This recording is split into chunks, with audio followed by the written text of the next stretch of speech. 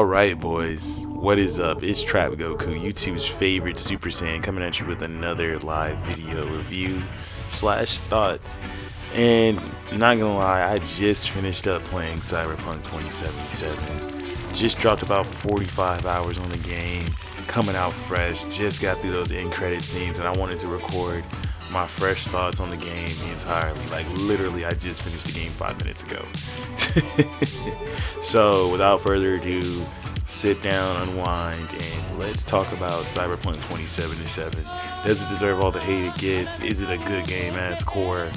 Let's get into it. But before we get into all that, I want to say thank you guys for watching the videos. Thank you guys for supporting the channel. It's been a long year.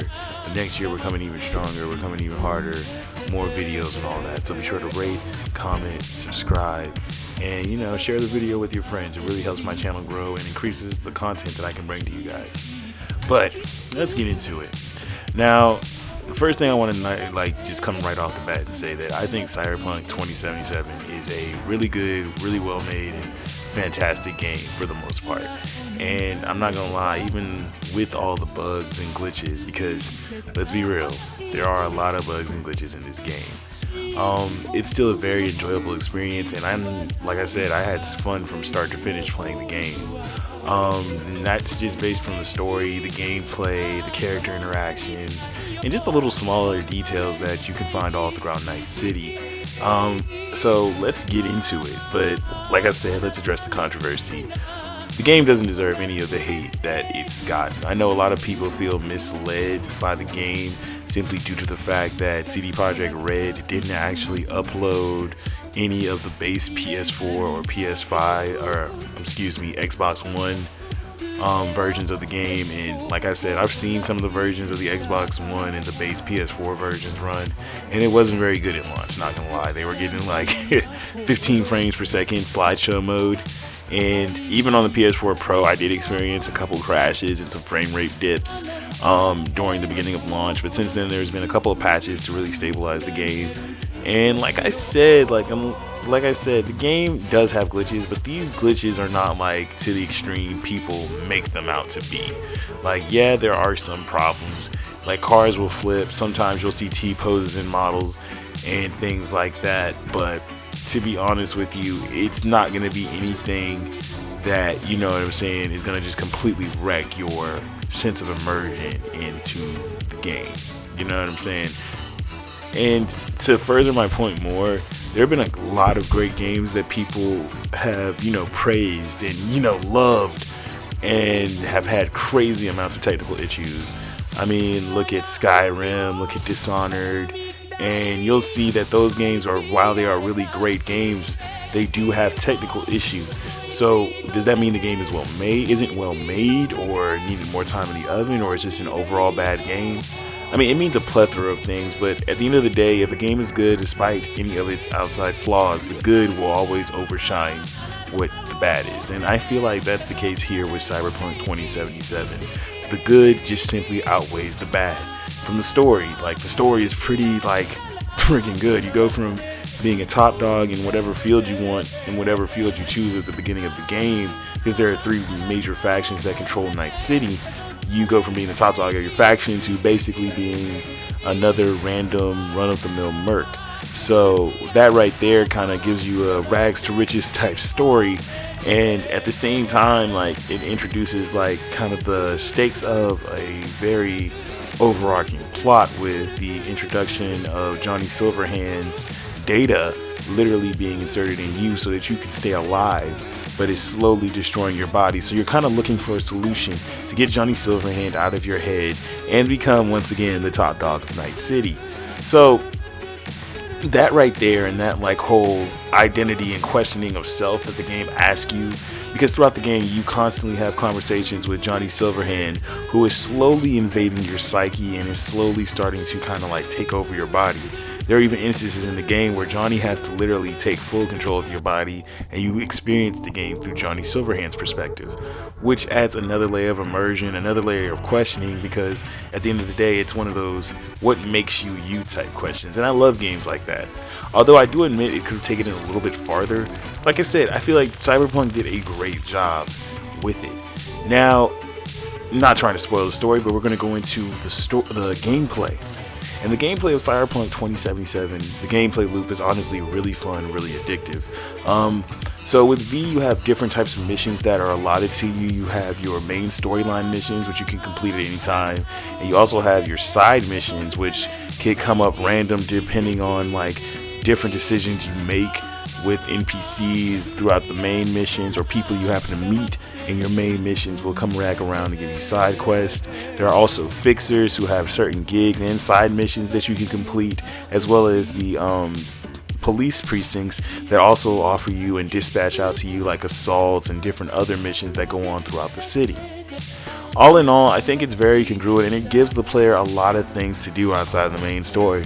Like for a minute, like I was doing nothing but side missions and having a blast, because money is kind of like one of those hard things to come by in Cyberpunk 2077. Building your cash up will be hard.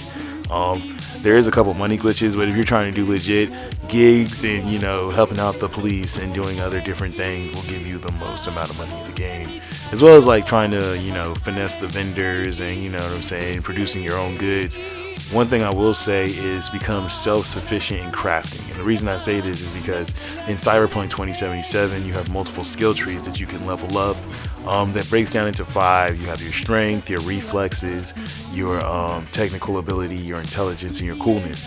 Now, each one of these skill trees has different branching paths that you can, you know, drop skill points into the more you do certain actions. So the more you use shotguns or certain types of bladed weapons, or, you know, the more you're hacking out here, or the more you're just in cool conversation and keeping yourself cool and collected, you can kind of like build your character any way you want, depending on what points you want to allocate into what skill tree. And that really makes grounds for a lot of diverse gameplay, especially when you get into some of the higher levels of the movement mechanics, such as the double jump or the charge jump.